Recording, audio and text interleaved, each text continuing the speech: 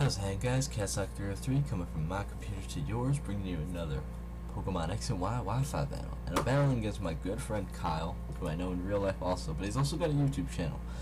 So I'll put a link in the description to his channel. He does video games, but he does whatever he wants. So right now I know he's doing Rock Band, and he's not bad at it at all. He's actually really good, better than me. So right now he's just doing Rock Band 2, but he's looking to get an Elgato and record more console gameplay. So if you're into that, go ahead and look at his channel. But for now, let's get into this battle. Now I remember this battle. I watched it before I'm recording this just to make sure. This is a really good battle. It comes down to 1v1 at the very end, and one critical move decides who wins. So he leads off with Medicham. I lead off with my Tyranitar.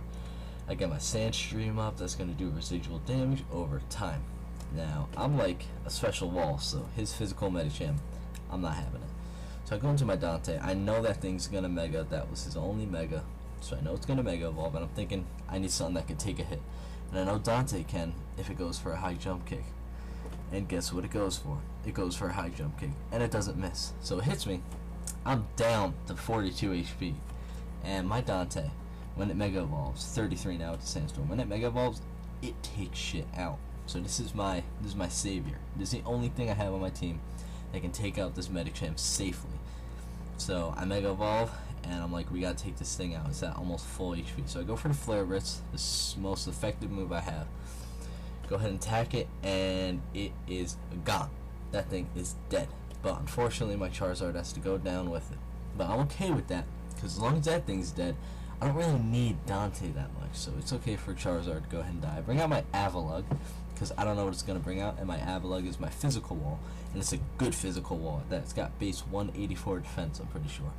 He brings out his Greninja, obviously a special attacker. I ain't having that shit.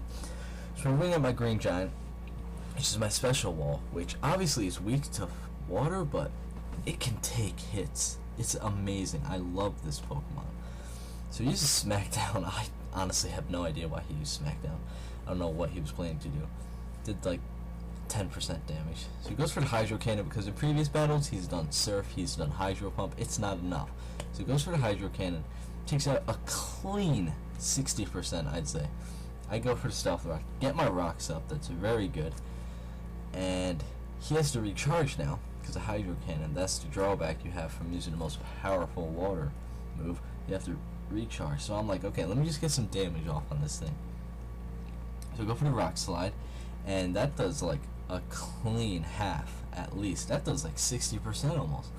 So one more Rock Slide, he's dead. However, after my leftovers this turn, I realize I'm at about half HP, you know. Maybe I don't want to get rid of Tyranitar, so I bring him back, and I send out Liquidator, my Greninja, and I'm thinking whatever he throws at this thing, I could probably take.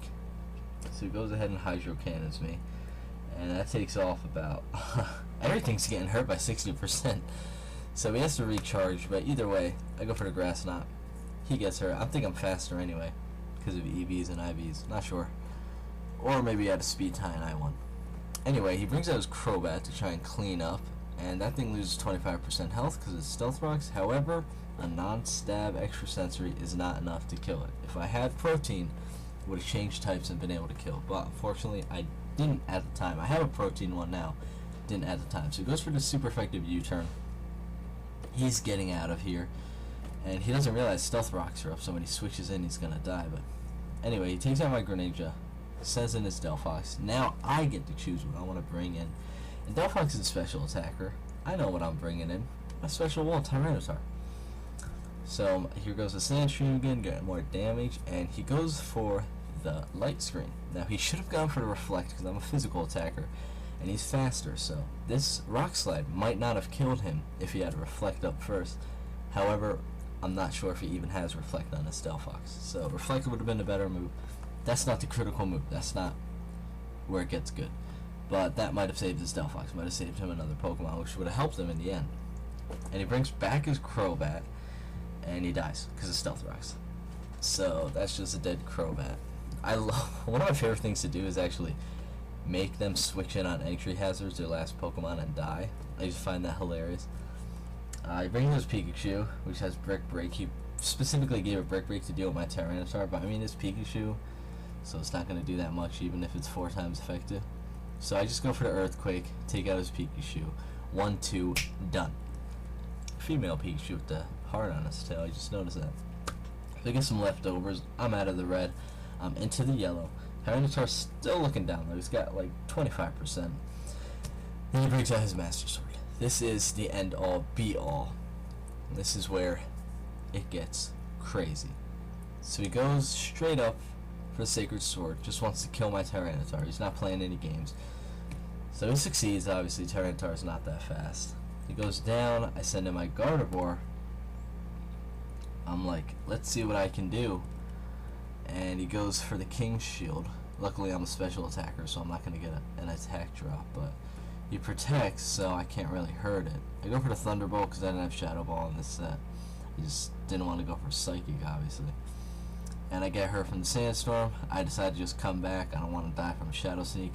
So I send in my Lucario, Luke the second, because Luke the first was in Black 2 when I played Pokemon Black 2, and I caught a Riolu in the beginning. So this is Luke the second. He's not my Mega because Charizard Mega Evolved. He goes for the Shadow Sneak, gets a crit, and that's a pain in my butt because I'm at 45 HP, and that's no bueno. He goes King Shields to protect. Luckily, I'm not physical attacking Lucario. I think I'm a mixed set with Shadow Ball just to deal with Aegislashes, but he protects. So I actually get Shadow Ball next turn, and that does a clean half. You know, I think it's a 2-hit KO. And he goes for the Sword Stance, which is no good because now he's at +2. So now when he Shadow Sneaks me, I'm dead. So even if he didn't get the crit the other turn, and he like only did 45 damage, now that he's at +2, that would have gotten rid of me anyway. At least I think so. If not, no, that sucks. Doesn't matter now, Lucario's dead. I bring up my Gardevoir. I need to do damage to this thing because my last Pokemon is not good. He goes for Shadow Sneak, +2, super effective. Just Okos my Gardevoir, which sucks. So all I have left is Mrs. Freeze.